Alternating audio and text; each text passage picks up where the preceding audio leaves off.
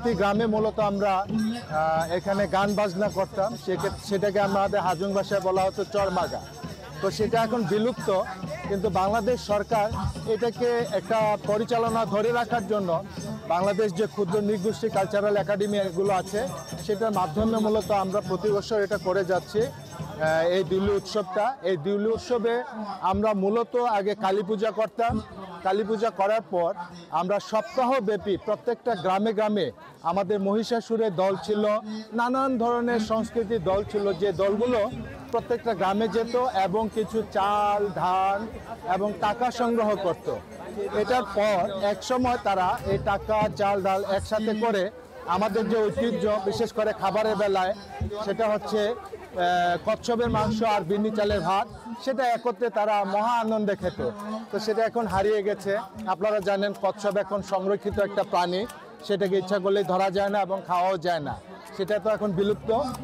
তো আমরা আশা করব যে খাওয়া আসলে বড় কথা নয়, আমাদের সংস্কৃতি হচ্ছে বড়, আমরা আমাদের সংস্কৃতিকে ধরে রাখবো।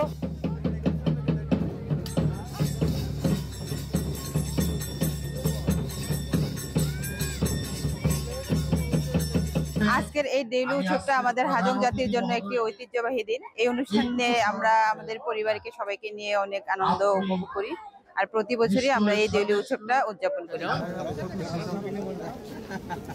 আমরা প্রধান অতিথিকে অভিনন্দন জানাচ্ছি। জাতীয় নির্বাহী কমিটি, মহাসচিব, বাংলাদেশ জাতীয়তাবাদী আইনজীবী ফোরাম, কেন্দ্রীয় কমিটি মহোদয়।